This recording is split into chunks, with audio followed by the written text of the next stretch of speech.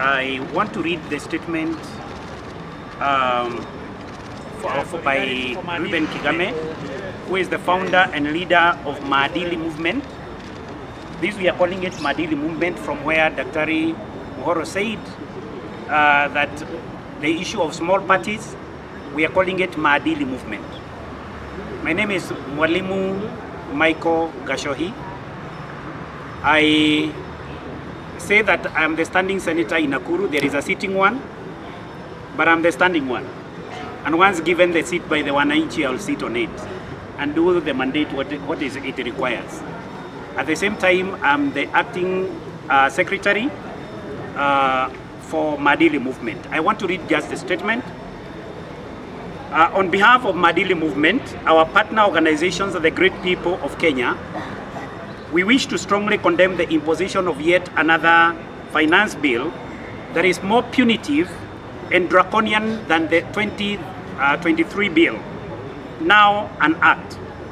We demand that the entire bill be thrown away and a new people-centered bill drafted by our own financial experts as a country.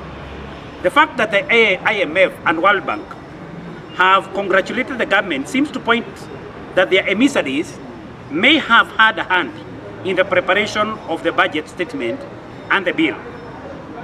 We insist that Kenya is a sovereign country and must not be dictated on what our priorities should be. As the Maadili Movement, we note with deep concern that this bill overtaxes an already overburdened citizen, but especially Mama Mboga and Boda Boda that the Kenya Kwanza government vowed to protect. As we speak, many are stressed, without food, without rent, without work, without education, without hope. So passing this bill will lead to untold suffering and the ultimate destruction of our economy as a country. What is more, the bill comes from a government that spends our incomes extravagantly through foreign trips, lack of priorities, and outright looting. We argue that a real people-centered budget must lower and rationalize our taxes, deal with corruption, prioritize food security, health, and education while creating jobs for the people. We need to see accountability in debt procurement and management, and we need to encourage investment instead of pushing investors to our neighboring countries through horrible fiscal policies. The insensitivity to people's need is numbing. For example, while billions are being allocated for foreign travel and entertainment, the budget for the employment of JSS teachers was being slashed from an estimated 16.6 billion to 14.4 billion. There is also reduced allocation for health by about 11 billion and scrapping of Linda Mama initiative.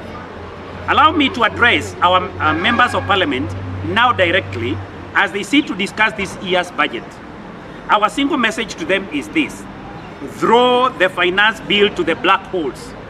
Remember, you have delegated power, and so if you pass the bill without listening to the many voices of Kenyans on social media and in the towns and the villages of this country, be sure that we will not need you after you vote yes to the bill.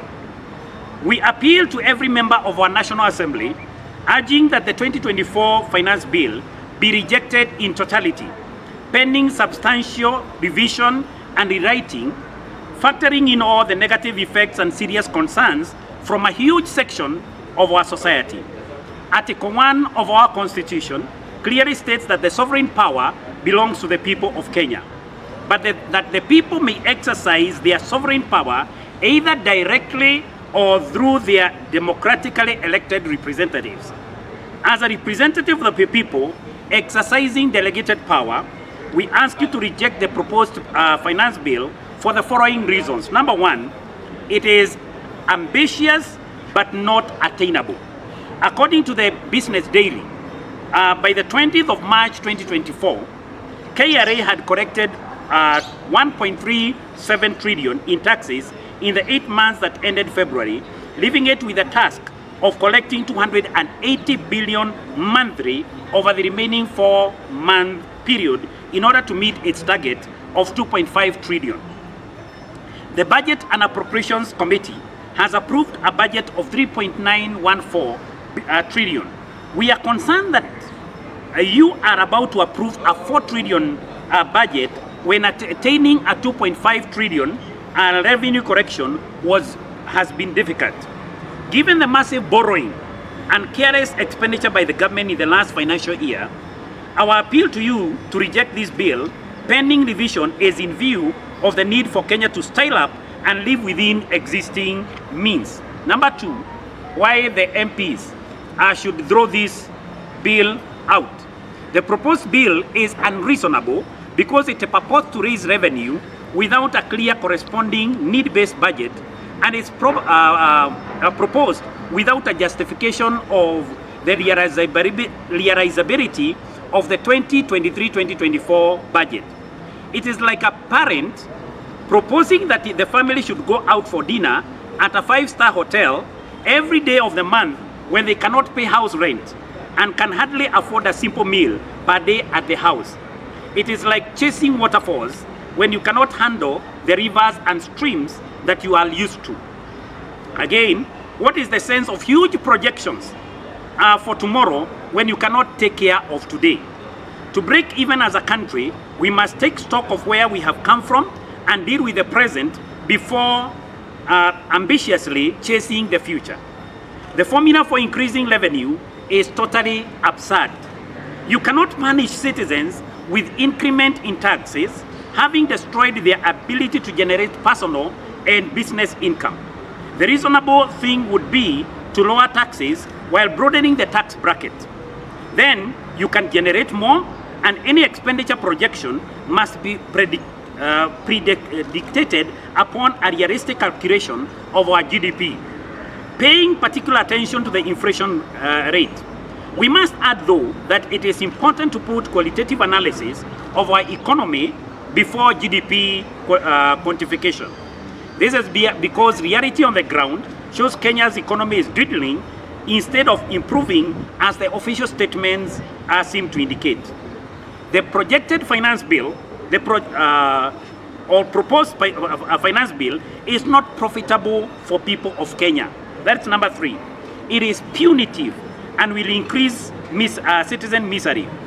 As representatives of the people, you must always ask the question, how can we balance taxation and policy against the improved standards of living for the people?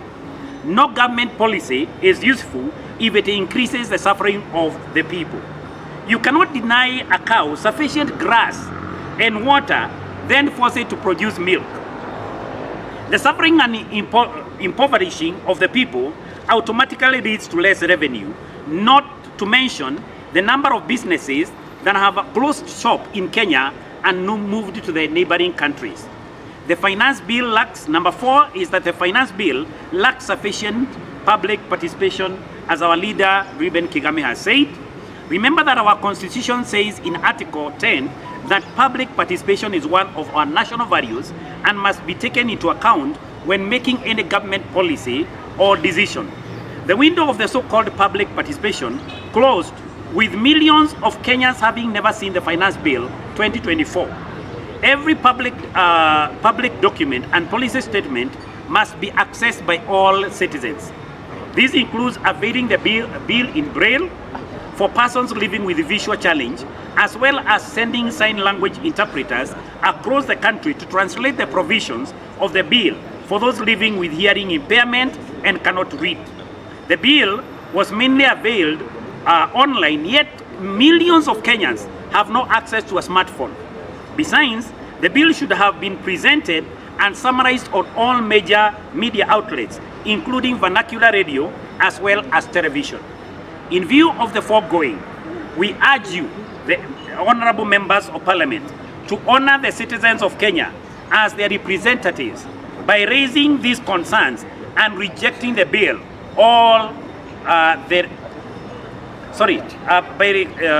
representatives by raising these concerns and rejecting the bill pending all the relevant changes. God bless you and God bless Kenya. Signed, Reuben Kigame, Chairman, Mandili Movement, and witnessed by Mwalimu Michael Gashohi, Acting Secretary, Mandili Movement. Thank you very much, ladies and gentlemen. Thank you so much. Yeah, solidarity for Mandili Movement. Yes. Yes. Mandili forever. So, speak for them. We want to say you must include those pending bills in the budget before we can accept it. So we are here to speak on behalf of the people, and we will issue a comprehensive statement. My colleague will be able to issue that. And we want to say, even as media persons, operating as media is going to be so hard if this bill is passed. So we pray that God will take away this cup from us and give us a better country. And to my word to the government, I would say it's time to stop living luxuriously, lavishly, as Kenyans die from hunger and all kinds of needs. Masafari kila mara, every day. You know, over 60 trips since this government came into power by the president himself. Hizi safari zote ndio zinafaa kulipa madaktari, ndio zinafaa kulipa wafanyikazi na kufungua biashara yao. People are moving businesses from Kenya into neighboring countries because of the greed amongst our leaders. We need a government that is people-centered, that values the issue of character. We want a value-based, servant, accountable leadership. And God bless you, and God bless Kenya.